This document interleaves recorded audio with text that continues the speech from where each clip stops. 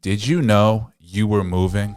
On December 18, 2008, the Empire State Development Corporation, a New York State agency, approved the Columbia University Education Mixed-Use Development Program, with the full knowledge that the acquisition of 200,000 square feet of land per year, totaling 5 to 6 million square feet over the proposed 25 years, would cause West Harlem and Washington Heights to vanish, like Seneca Village and San Juan Hill. Approval by the Empire State Development Corporation enables access to eminent domain, which is essential to acquiring 200,000 square feet of land per year from uptown communities. This enables the university to confiscate land from private owners. Eminent domain will ensure the disappearance of West Harlem and Washington Heights. This will occur unless our residents, religious leaders, and community institutions unite behind our elected officials to encourage Governor Hochul to rescind the Columbia University Education Mixed-Use Development Program. More troubling, hidden deep within the Education Mixed-Use Plan, on page S36 within the section Indirect Residential Displacement, it basically states if university-owned housing is not available, students will seek housing within uptown neighborhoods. The influx of wealthy students will increase land values, causing rents to soar, leading to displacement of local residents. Now they are using eminent domain as a weapon to confiscate land from local entrepreneurs like the Cotton Club to provide promenade space for their students and faculty members. This blatant disregard for the Harlem community is sickening. The next phase of acquisition is to connect the West Harlem campus with Columbia Presbyterian at 162nd Street, part of the 200,000 square feet of land expansion plan without protection for the uptown residents. The pathway of Columbia's intended connection is through Broadway. The interior blocks are fully occupied. However, many of the frontage blocks are underutilized, leaving them exposed. Along this stretch, there are approximately 2,250 apartments with an estimated 6,052 residents.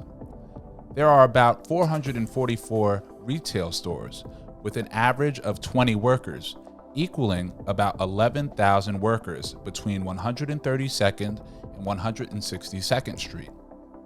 To accommodate the work of Columbia University, the area from 125th to 155th Street was rezoned, with the expectation of extending the rezoning further north. Rezoning increased the height on the block of 125th Street and the four corners of 145th Street and Broadway, allowing developers to build as high as 40 stories. The interior blocks were increased from an average of 6 stories to 14 stories. This has been done without any community protection.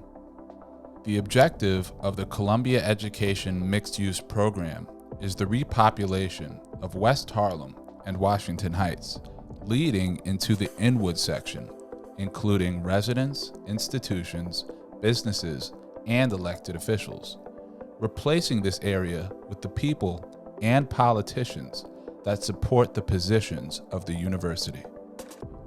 To briefly summarize, the following are some of Columbia's abuses. They used tax exemption to purchase and hoard properties to keep residents of color from moving near the university.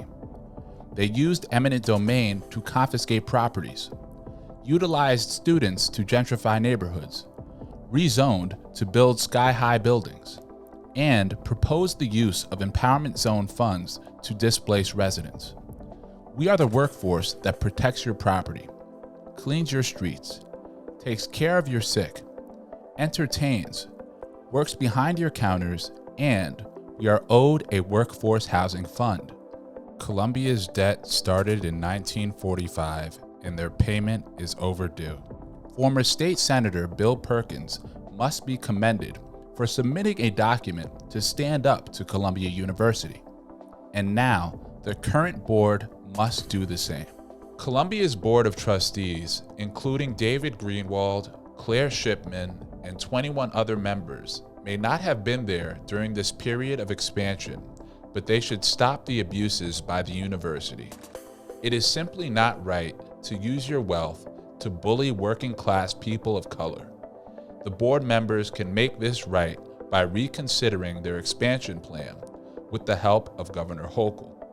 The governor also needs to implement the following asks to save Harlem and Washington Heights.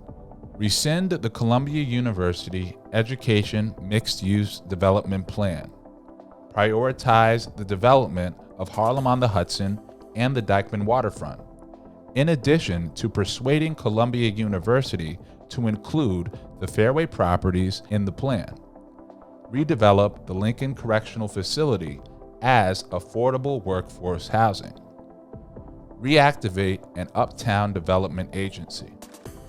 The community needs to get behind our elected officials to put these asks into actionable legislation that can be supported to save uptown.